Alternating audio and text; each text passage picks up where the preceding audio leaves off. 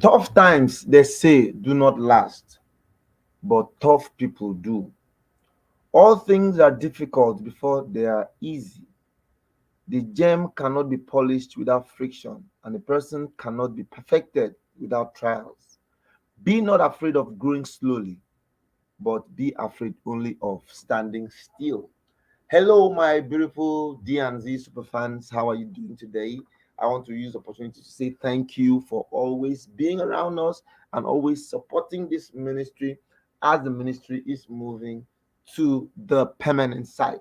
All right, we are here today again. Today is the first day of December 2023, and we've got one very interesting, juicy juice for you, which has to do with Olori Mariam telling all the Oloris to vacate the palace for her. Wow. She is of the opinion that she is actually the person who ought to always be and remain in the palace as the first and only wife that is supposed to be with the Ooni of Ife. But the truth about the matter is, if they want to use by importance or hierarchy or anything, Miriam is not even supposed to have a space around that place. But Mariam is putting it on everyone right now that she needs to be, she needs to be, she needs to be. If you want to look at it logically and well, if Mariam has been the person who left the palace for whatever reason, the way Naomi left, I tell you something, there nobody will go for her, nobody will miss her. You know, there's this adage that says, if your absence was not felt, yet then your presence was never needed. I don't know if you get it. If your absence was not felt, your presence was never ever needed. For your presence to be felt when you are not around, people will always know that something is missing. There's actually a missing link here. And that missing link can only be found when it comes to do with Naomi. Naomi is the only person that she was not around and the palace stood still. The palace stood still. Nobody coughed, nobody moved, nobody did anything because she was not around. So we should, before we now begin to go to place demands on people, we should first of all work on our own personal selves. Yes, work on yourselves. Tell yourself, what value are you bringing on the table? It is only when you're bringing value on the table that when you're present, you're not around, people want to feel or miss you. Why would you not go around now telling people that you are the only person? Not even minding the fact that she is from Kogi State. Other wives of the Oni actually come around that western side, but Kogi is more of central than even the west. Now, logically, Olori Ronke was even groomed to be a queen from the onset. She, as in, she comes from a royal family. So they've always been grooming her that one day, she's going to be married to an Oni or any other royalty. So when they now made her to marry the Ooni of Ife, I mean, it didn't really mean much because we knew that she was always have been groomed to be that. Now, Ashley came in as a traditionalist. She came in from the traditional perspective, she came in from the traditional point of view as someone who is going to be readily practice spiritism, because as a matter of fact the throne has to do with tradition. So when Ashley came on board, we were not too surprised. It was like, okay, it's one of those things. But Miriam now just had to force and bamboozle herself. So what she now did was she now bought her way in. Well, if you want to look at it in the other way, there's this cliche that says, use what you have to get what you want. So she used what she had. Please don't interpret it in a negative in a negative way. What she had that she used was her finances. What she had that she used was her finances, her money. Because I heard that she is boxed up. And you know, messy money answered all. So Olori Miriam actually used her own money to regain her way into the palace. But in coming into the palace now, she could not sustain it. She could not sustain it at all. She rather was now trying to intimidate people. There was the last time where she even went and bought cars. She bought cars for the elders council. And when she bought cars for the elders council, the elders did not collect those cars because they felt she was trying to bribe them. And as an elder, you are not supposed to be bribed. The next time again, what happened was she now bought cars for Olori Ooni's sisters, and which they also rejected.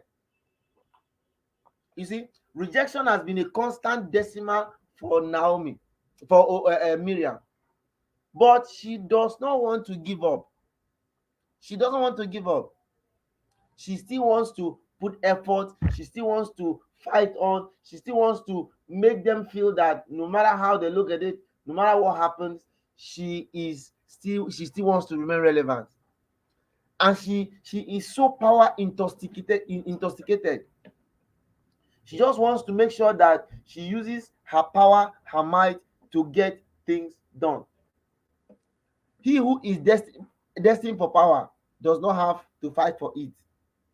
But this is not from Miriam. Miriam will definitely fight for it. She will fight for it until she gets it. But any power you fight for, it cannot be sustained. You can't sustain it, because before you know it, things will just go south. And once things go south, now you go suffer. You see? So the truth about the matter is that Naomi, Olori Mariam, knows that her time is up in the palace.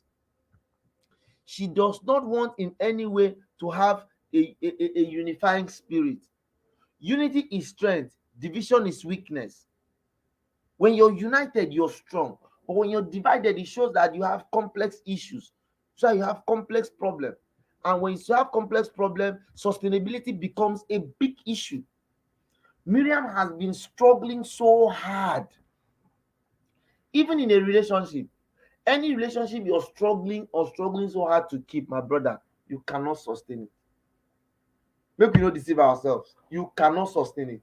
The best you can do is begin to use people, use all you have, just be putting yourself in the faces of people. And as much as you're trying to do all of this, you find that people are really, really not getting too close to you. You now begin to force yourself. That's what makes a lot of persons to even get into depressive moods. That's because they have been trying to force themselves so much on other people. We should learn to understand that once you are accepted in a place the way it is normally, you're not going to have issues. Things will just be working well and okay and normal for you. But you see, once you just go and begin to force yourself on people, one day they will run and leave you. And when they discard you, when they leave you, my brother, now you go suffer. So this should actually teach a lot of us that by getting so emotionally attached to some certain things, you cannot keep them. Once you get so emotionally attached to a particular thing, there's every tendency that you lose it. There's other adage that says, when you set something free, if it's your own, it's going to come back. But if it's not your own, it will go.